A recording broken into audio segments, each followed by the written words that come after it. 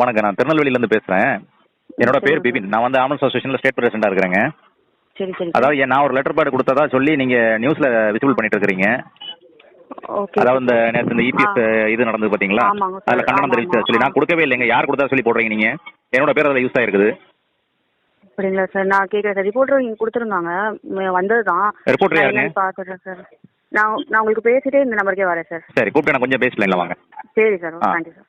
Ambulance driver issue அப்படிங்கிறதுக்கும் எடப்பாடியாருக்கும் நடுவுல என்ன நடக்குது அப்படிங்கிற ஒரு பெரிய சந்தேகம் எல்லாருக்கும் இருந்துச்சு. இந்த ஒரு விஷயம் வந்து பாத்தீங்கன்னா, திமுக வந்து ஆம்புலன்ஸ் டிரைவரை இது உள்ளெல்லாம் விட்டு ஒரு ஆம்புலன்ஸ் எடுத்துட்டு வந்து அவருடைய கூட்டத்துல வந்து டிஸ்டர்பன்ஸ் பண்ணுங்க அப்படின்லாம் அமைச்சிருக்கவே மாட்டாங்க, வாய்ப்பே கிடையாது அப்படின்னு சொல்லி பேசின அனைவரும் இப்போ வாயை மூடிட்டு இருக்கிற சூழ்நிலை உருவாயிருக்கு அப்படிங்கிறதுல மாற்று கருத்து இல்லாமல் இவங்க தான் பண்ணிருக்காங்க அப்படிங்கிற மாதிரி அப்படியே அப்படியே ஒரு ஒரு ஆதாரமே வந்திருக்குன்னு வச்சுக்கோங்களேன். அண்ட் டீட்டெயில் அண்ட் டெப்தா பார்ப்போம். அண்ட் அனைவருக்கும் வணக்கம். நீங்க பார்த்துட்டு இருக்கிறது கல்கரை நியூஸ் அண்ட் நான் தீபிகா. இது வரைக்கும் இந்த மாதிரி ஒரு சண்டை நடந்திருக்கும் அப்படின்னு சொல்லி யாருமே கேள்விப்பட்டிருக்கவே மாட்டோம். அந்த அளவுக்கு ஆம்புலன்ஸ் டிரைவர்ஸை வச்சு ஆம்புலன்ஸ் சங்கம் சார்பில் ஒரு பெரிய பிரச்சனை ஒன்று நடக்குது. அவங்கள வச்சு ஒரு பொய் பித்தலாட்டமே நடக்குது அப்படிங்கிறது தான் உண்மையான ஒரு விஷயம். ஸோ நம்ம நிறைய வீடியோஸ்ல பேசிட்டோம். திரும்ப நான் அதே டாபிக் உள்ள போறதுக்கு விரும்பல. எடப்பாடியார் வந்து நான் ஷார்ட் அண்ட் ஸ்வீட்டா சொல்லிடுறேன். எடப்பாடியார் ஒரு கூட்டம் ஒன்று நடத்திட்டு இருக்காரு. அந்த கூட்டத்துல ஒரு ஆம்புலன்ஸ் ஒன்று உள்ள வருது. ஸோ உள்ள வரும்போது நீங்க யாரா உள்ள வந்திருக்கீங்க திடீர்னு, நானும் பாக்குறேன் ஒரு 30 கூட்டத்துக்குள்ள வந்து டிஸ்டர்பன்ஸ் பண்ணிட்டு இருக்கீங்க, ஆளே இல்லாம வருது ஆம்புலன்ஸ்னா அதெல்லாம் எப்படி, அவருடைய பேரை நோட் பண்ணுங்க, கேஸ் கொடுங்க அப்படின்னு சொல்லி கொஞ்சம் ஒரு பாணியில அவர் மிரட்டினாரு. ஆனா இதை பார்த்த பல பேருக்கு என்னது இது, ஆம்புலன்ஸ் டிரைவர் ஒரு உயிரை ஏத்திட்டு போவோம் இல்ல யாரையாவது பிக்கப் பண்ண போவாங்க, அவங்க கிட்ட எடப்பாடியார் இப்படி பேசலாம் அப்படின்னு சொல்லி எடப்பாடியாரை பிடிக்காத பல பேர் வந்து இவங்களுக்காக வாய்ஸ் அவுட் கொடுத்தாங்க. திமுக தான் இதை செஞ்சிருக்காரு அப்படின்னு அவர் எப்படி சொல்லலாம்? அவர் அதெல்லாம் சொல்லக்கூடாது. திமுக எல்லாம் அப்படி பண்ணுவாங்களா அப்படின்னு ஒரு புறம், ஆம்புலன்ஸ் டிரைவர்ஸ் எல்லாம் வச்சா யாராவது விளையாடுவாங்களா, என்னப்பா இதெல்லாம், இவருக்கு வேற வேலை இல்லை அப்படின்னும், அண்ட் இன்னொரு புறம் அவர் சொல்றது சரியாதான் இருக்கும் அப்படின்னு 4 பக்கமும் 4 முனையில தாக்கிட்டு இருக்காங்க எடப்பாடியார. சோ இதுல இவருக்கு ரொம்ப ரொம்ப ஸ்ட்ராங்கா ஒரு விஷயம் மாறுது. அது என்னன்னு பாத்தீங்கன்னா, ஒரு பெரிய நியூஸ் மீடியாஸ் எல்லாரும் என்ன பண்றாங்க, ஒரு விஷயங்களை வெளியிடுறாங்க. அந்த ஒரு விஷயம் அப்படிங்கிறது என்னன்னு நீங்களும் தெரிஞ்சுக்கணும் இல்லையா? அறிக்கை, கண்டன ஆர்ப்பாட்ட அறிக்கை அப்படிங்கிற மாதிரி ஒண்ணு வருது. கண்டனம் தெரிவிக்கிறோம் அப்படிங்கிற மாதிரி வருது. சன் நியூஸ் முதல்ல எடுத்துட்டு வந்து இந்த அறிக்கையை வெளியவேன் அப்படிங்கிறவர் தலைவர், ஓகேவா? சோ இவர் தான் வந்து பிரைவேட் ஆம்புலன்ஸ் அந்த கழகம் இருக்கு பாத்தீங்களா, அவங்களுக்கான ஒரு ஆள். சோ இந்த நபருடைய சைன்லாம் போட்ட மாதிரி ஒரு அறிக்கை ஒண்ணு வெளியிடுறாங்க சன் நியூஸ். நான் சொல்லியிருந்தேன் 19ஆம் தேதி 8/2025 அப்படின்னு சொல்லிட்டு டேட்டோட மென்ஷன் ஆயிருக்கு. நேற்று இரவு வேலூர் மாவட்டம் அணைக்கட்டு மருத்துவமனையில் இருந்து நோயாளியை அழைத்து வருவதற்காக சென்ற 108 ஆம்புலன்ஸ் ஓட்டுநரை வழிமறித்து அவமதித்து அவரை மிரட்டும் வகையில் பேசிய அதிமுக பொதுச் செயலாளர் எதிர்க்கட்சி தலைவர் திரு எடப்பாடி பழனிசாமி அவர்களுக்கு எங்கள் சங்கத்தின் சார்பில் கடுமையான கண்டனத்தை பதிவு செய்கிறோம். நேரம் காலம் பார்க்காமல் அவசரத்திற்கு அழைத்தவுடனே ஓடிச் சென்று உயிர்களை காப்பாற்றும் நாங்கள் எங்களுடைய பணிகள் எல்லாம் ரொம்ப பெருசா போகுது. இந்த மாதிரி நாங்க இவ்வளவு தூரத்துக்கு ஹெல்ப் பண்றோம், உங்களுக்காக ஒர்க் பண்றோம், பாயிண்ட் ரொம்ப ஷியோரா அவங்க இல்லை அப்படின்னா நிறைய உயிர்கள் இன்னைக்கு இருந்திருக்காது. ரொம்ப அவங்களுக்கான ஒரு மரியாதை அங்கீகாரம் அப்படிங்கிறது கண்டிப்பா இருக்கும். பட் இவங்க இதுல வந்து பாத்தீங்கன்னா வசனமா இருக்கு. இது உண்மையாவே அவங்க கொடுத்திருந்தாங்கன்னா படிக்கும் போது சூப்பர், ஆமா இல்ல அப்படின்னு தோணி இருக்கும். பட் அப்கோர்ஸ் இன்னைக்கு இந்த ஒரு அறிக்கையை நான் படிக்கும் போது எனக்கு தோன்ற ஒரு விஷயம், இது பொய்யாச்சே, இதுதான் ஃபேக் ஆச்சு, அப்ப எதுக்கு இவ்வளவு சுத்துறீங்கன்ற மாதிரி இருந்தது. சோ எப்படி வந்து எடப்பாடியார் பேசலாம்? அவர் வந்துட்டு இன்னைக்கு அவர் பேசின விஷயத்துக்காக மன்னிப்பு கேட்டு ஆகணும், அப்படி இல்லைன்னா ஒரு பெரிய போராட்டமே வெடிக்கும் அப்படிங்கிற மாதிரி சங்கத்தினுடைய தலைவர் வந்து பேசின மாதிரியும் சிக்னேச்சர்லாம் போட்டு தெளிவா கொடுத்திருந்தாங்க. இந்த விஷயத்தை பார்த்ததுக்கு அப்புறம் மாஸ் மீடியாஸ் எல்லாமே இதை ஃபாலோ பண்ண ஸ்டார்ட் பண்றாங்க. ஐயோ இப்படி ஒரு விஷயம் நடந்துருச்சே, அவ்வளவுதான் போச்சு, எடப்பாடியாரை போட்டு லெஃப்ட் ரைட் வாங்குறாங்க அப்படின்னு சொல்லி வேற மாதிரி நடக்குது. ஏன்னா ஆம்புலன்ஸ் டிரைவர் பக்கம் ஒரு விசாரணை அப்படிங்கிறது நடக்கும் இல்லையா? அவர் சொல்ற ஒரு விஷயம் என்ன அப்படின்னா, நான் வந்து ஒரு ஹாஸ்பிட்டல்ல ஒரு நபர் வந்து வயிறு வழி அப்படின்னு சொன்னாங்க, அவங்கள போய் கூட்டிட்டு வரலாம் அப்படிங்கிறதுக்காக நான் கிளம்புனேன். ஸோ இந்த பொதுக்கூட்டம்லாம் முடிஞ்சிருச்சா அப்படின்னு சொல்லி நான் கேட்கும்போது அங்க இருந்த நபர்கள் சொல்லியிருந்தாங்க அது முடிஞ்சிருச்சுப்பா அப்படின்னு சொன்னாங்க. வேறு ஒரு பாதையில போலாம்னு தான் நான் நினைச்சேன். ஆனா சரி ஓகே இந்த வழியிலேயே போலாம், அதான் முடிஞ்சிருச்சுன்னு சொல்லி நான் வந்தேன். அதுல பார்த்தா லெஃப்ட் போக வேண்டிய இடத்துல நான் ரைட்டு திரும்பிட்டேன். என்னென்னவோ சமாளிச்சிருக்காரு. ஸோ பேசும்போதே கொஞ்சம் பொய் தானோ அப்படிங்கிற மாதிரி தான் தோணுச்சு. ஸோ ஏன் இது நான் தெளிவுபட சொல்றேன் அப்படின்னா, இதுக்கு முன்னாடி ஒரு ஒரு இடத்துலயும் நாங்க பிரச்சாரம் பண்றோம் அப்படின்னாலும், இனிமே வரப்போற இடத்துல பிரச்சாரம் பண்ண போறோம் அப்படின்னாலும், என்னென்ன சுப்பீரியர் கிட்ட என்னென்ன பெர்மிஷன்ஸ் வாங்கணுமோ அதை கரெக்டா அலைனா வாங்கி தான் ஒரு டிராஃபிக் போலீஸ் ஆகட்டும், அங்க இருக்கிற போலீஸார்கிட்ட ஆகட்டும், அங்க இருக்கிற எல்லா இடங்கள்லயும் எந்தெந்த அளவுக்கு இவங்களுடைய வேலைப்பாடுகள் இருக்கும் அப்படிங்கிறதுக்கான முன்னாடியே அவங்க கிட்ட பெர்மிஷன்ஸ் வாங்கிட்டு தான் அங்க அவங்களுடைய வேலைகளை ஸ்டார்ட் பண்ணுவாங்க. இதையும் ஏன் நான் சொல்றேன்னா, இவங்க இங்க ஒரு பெரிய கூட்டம் கூட போகுது அப்படிங்கும் போது ஒரு மாற்றுப்பாதை, ஒரு லாரியோ ஒரு பெரிய பஸ்ஸோ இந்த வழியில வர முடியாது. அதுவும் மோஸ்ட்லி மெயின் ஏரியாஸ்ல தான் அவங்க கவர் பண்ணி நடத்துறாங்க இல்லையா. இதுல வந்து எந்த சந்து புந்த எல்லாமே கூட்டம் தான் கூடி அவ்வளோ பேர் இருக்காங்க. இந்த மாதிரி ஒரு சுச்சுவேஷனை ஹேண்டில் பண்றது அப்படிங்கிறது ரொம்ப கஷ்டமான ஒரு சுச்சுவேஷன் அப்படிங்கிறதுனால ஒரு பிளேஸ ஒரு மெயின் இடத்த ரீச் பண்ணணும் அப்படின்னா மாற்றுப்பாதை அப்படிங்கிறது இன்னொரு இடத்துல அவங்க ரெடி பண்ணியிருக்காங்க. அஃப்கோர்ஸ் இந்த மாற்றுப்பாதைன்னு நான் சொல்லியிருந்தேன்ல, இது ரொம்ப கிட்டையாங்க. இப்போ இங்க நடந்துட்டு இருந்தது பாத்தீங்களா, இந்த டிஸ்ட்ரிக்ட்ல நடந்த இந்த ஒரு பிரச்சாரத்துல பக்கத்துல ரொம்ப கிட்டத்துல நெக்ஸ்ட் வேற ஒரு ஸ்ட்ரீட் கிட்ட தான் வந்து அவங்க சுத்தி போகலாம் வச்சிருக்காங்க. பட் அந்த சந்துக்குள்ள போகாம இவர் ஏன் உள்ள வந்தாருங்கிற ஒரு முதல் கேள்வி இருக்கும் போதே இந்த அறிக்கை ஒண்ணு வருது. போச்சு போச்சு, ஐயோ எடப்பாடியாரை போட்டு வெளுத்து வாங்குறாங்களே, இதுக்கப்புறம் கேம்பெயின் அவர் என்ன பண்ணுவாரோ தெரியலையே அப்படிங்கிற மாதிரி இருந்தது.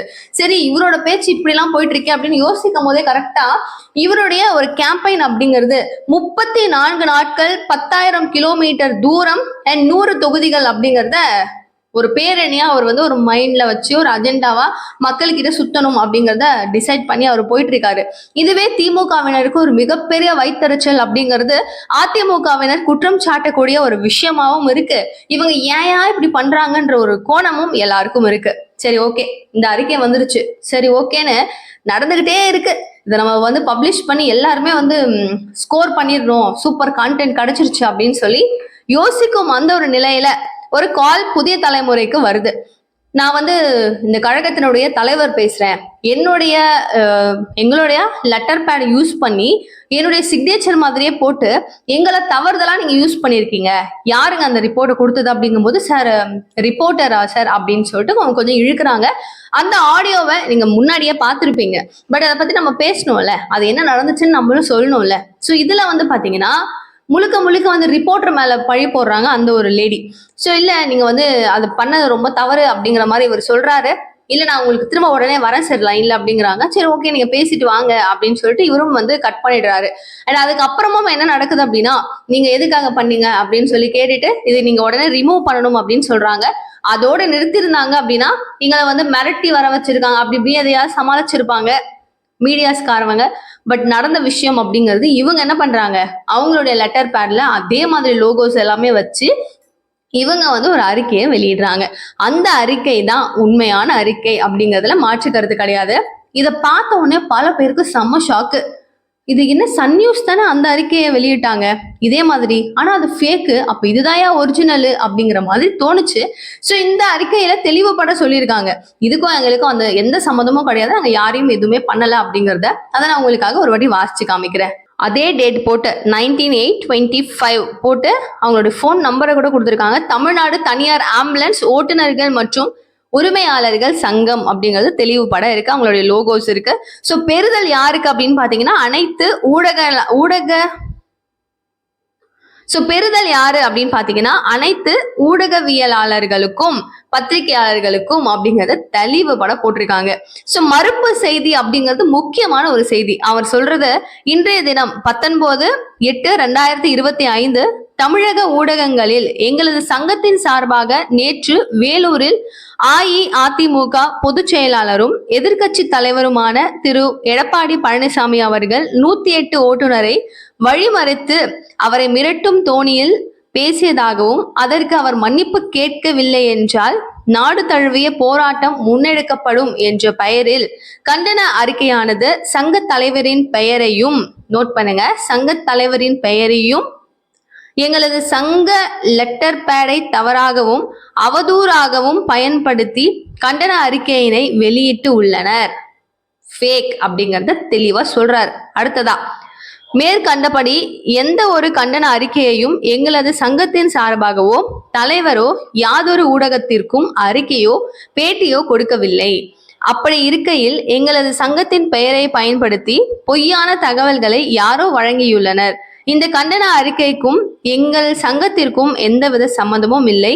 எங்களது சங்கமானது தனியார் ஆம்புலன்ஸ் ஓட்டுநர்கள் மற்றும் உரிமையாளர்கள் நலனுக்காக மட்டுமே செயல்படும் சங்கமாகும். இது ஒரு அரசியல் சாராத இயக்கமாகும். ஆகவே ஊடக நண்பர்கள் மற்றும் பத்திரிகையாளர்கள் இந்த செய்தியை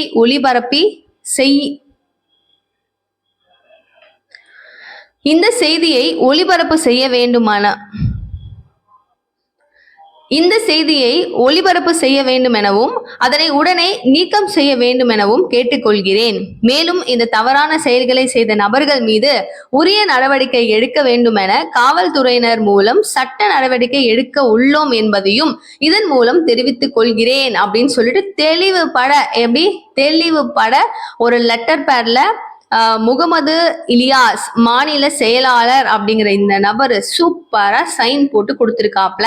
இதுக்கு மேல என்ன வேணும்? ஒன்னும் தேவையில்ல. இந்த யார் பண்ணாங்களோ அவங்க மேல ஆக்ஷன்ஸ் எடுப்போம் அப்படிங்கறதும் என்ன சொல்லியிருக்காரு, இவர் தெளிவுபட சொல்லியிருக்காரு. இதுக்கு மேல வேற என்ன வேணும்? நம்மளுக்கு வேற என்ன ப்ரூஃப் வேணும்? சோ எதுக்காக? ஏன் நடந்து முடிஞ்சிருச்சு இல்லையா? இந்த விஷயத்த அப்படியே விடாம ஏன் ஊதி ஊதி பெருசாக்கணும் அப்படிங்கிற ஒரு கேள்விதான் எல்லார் மத்தியிலும் இருக்கு. தப்புன்னு தெரிஞ்சு போச்சு, விட்டுட்டு கம்முன்னு போகாம மேல மேல அதை வளர்க்கறதுனால அங்க இருக்கிற ஒரு ரெப்புடேஷன் அப்படிங்கிறது குறைய ஆரம்பிக்குது. ஈவன் மாஸ் மீடியாஸ் மேலேயும் சரி, திமுக அரசாங்கத்தின் மேலேயும் சரி. கரெக்டா? சோ இந்த விஷயங்கள் அதிமுகவுக்கு ஒரு பெரிய பலத்தை தான் கொடுக்குமே தவிர ஒரு கம்மியான ஒரு சுச்சுவேஷன்ஸ் அவங்களுக்கு கொடுக்கல. கரெக்டா பேசணும்னா இல்லையா? சோ மனிதாபிமானம் இல்லையா, அப்படி இல்லையா, இப்படி இல்லையான்னு ஒரு பக்கம் ஊடகங்கள் உருட்டும் இந்த ஒரு சூழ்நிலையில மா சுப்பிரமணியம் அவர்கள் சொல்றாரு, நீங்க பாலிமர் தானே, போடுங்க, அடிச்சு போட்டு காட்டிக்கிட்டே இருங்க. எடப்பாடி எப்படி பேசினாரு பாத்தீங்களா, போட்டுக்கிட்டே இருங்க அப்படிங்கிறாரு. இப்போ இந்த ஒரு விஷயம் வந்துருச்சு, இதையும் அதே மாதிரி போட்டுக்கிட்டே இருந்தா என்ன ஆகும் யோசிச்சு பாருங்களேன். சோ இந்த மாதிரியான விஷயங்கள் தான் இப்போ திமுக பக்கம் அதிருப்தியை மக்கள் மத்தியில ஏற்படுத்திட்டு இருக்கு. லைக் இப்ப தூய்மை பணியாளர்கள் விஷயமாகட்டும், நிறைய போராட்டங்கள் ஆகட்டும், ஒண்ணு நடக்கிற விதத்துல போயிருந்தாவே பரவாயில்ல. பட் திமுகவே குழந்தையும் கிள்ளி விட்டுட்டு திரும்ப தொட்டிலும் ஆட்டி விடுற கதை மாதிரி அவங்க பேசுற விஷயங்கள், அவங்க பண்ற தோணிகள் தான் சரியில்லையோ அப்படிங்கிறதுதான் பலர் பேசப்பட்டு இருக்கிற ஒரு விஷயமாகவும் இருக்கு. அண்ட் இது மட்டும் இல்லாம திமுக தரப்புல இன்னொரு ஆளையும் ஏவ விட்டுருக்காங்க. வேற யாரு? செந்தில்வேல் அவர்கள். அவர் ஒரு வீடியோ போடுறாரு, எடப்பாடியார் என்ன பெரிய ஆளா, அவர் என்ன பேச்சுல அப்படியே புலியா, எதுக்காக அப்படின்னா ஆம்புலன்ஸ் டிரைவரை மிரட்டின காரணத்தினால. அவங்க மக்களை காப்பாத்துறதுக்கு எவ்வளவு கஷ்டப்படுறாங்க. அவங்க யாரு? இவர் யாரு அவங்கள பத்தி பேசுறதுக்கு? இவர் பெரிய பேச்சாளரா, இவர் பெரிய எம்ஜிஆரா, புரட்சி தலைவரா, அப்படி இப்படின்னு பேசிட்டு எதையாவது நம்ம கொடுத்து படிங்க அப்படின்னு சொன்னா கூட உளரக்கூடிய ஆள் அவரு அப்படிங்கிறத செந்தில் அவர்கள் சொல்லியிருக்காரு. பட் இது யார் சொல்றது பாரு அப்படின்னு சொல்லி மக்களே அவர் பக்கம் திரும்பி இருக்காங்க. ஏன்னா ஒரு வரிகள் கொடுத்தாலும் எந்த விஷயங்களா இருந்தாலும் ஒரு வருடத்தை குறிப்பிட்டு சொல்லணும் அப்படின்னாலும் மாத்தி சொல்லக்கூடிய ஆட்கள் அப்படிங்கிறது பொதுவா நம்ம பார்த்திருக்கோம் திமுகவில் மிக அதிகம். நம்ம அதை ரொம்ப நோட்டீஸ் பண்ணி பாக்குறோமோ இல்லையோ, மீம்ஸ் ட்ரோல்ஸ் அப்படின்னு வந்ததுக்கு அப்புறமா அந்த ஒரு சினாரியோஸ் எல்லாமே அவுட் பஸ்ட் ஆகி நம்ம திரும்ப ரிப்பீட்டட் மோட் அதெல்லாம் பார்க்க வேண்டிய ஒரு சுச்சுவேஷன்ல கட்டாயத்திலும் நம்ம இருக்கோம். இந்த மாதிரி பல விஷயங்கள் இப்போ சமுதாயத்துல நடந்துகிட்டே இருக்கு. அண்ட் நிறைய விஷயங்களை நம்ம கவர் பண்ணியிருக்கோம். அரசியல் சார்ந்த உண்மைகள் எல்லாமே நம்ம மோஸ்ட் ஆஃப் ஆல் பிளாஸ்ட் பண்ணிட்டு இருக்கோம். எல்லாமே நீங்க தெரிஞ்சுக்கணும் அப்படின்னு நினைச்சீங்கன்னா ப்ளீஸ் சேனலை சப்ஸ்கிரைப் பண்ணிக்கோங்க, நிகழ்கால நிகழ்வுகள் எல்லாமே தெரிஞ்சுக்கிறதுக்கு. அண்ட் நிறைய பேர் நம்ம வீடியோஸ் பாக்குறீங்க, பட் சப்ஸ்கிரைப் பண்ணாம பாக்குறீங்க. சப்போர்ட் பண்ணணும்னு நினைச்சீங்கன்னா ப்ளீஸ் சப்ஸ்கிரைப் பண்ணிக்கோங்க. அண்ட் வேற என்ன சொல்லணும், நீங்க எந்த ஊர்ல இருந்து பாக்குறீங்கன்றத ப்ளீஸ் மறக்காம எனக்கு கமெண்ட் பாக்ஸில் சொல்லுங்க. Thank you so much for watching this video. Bye.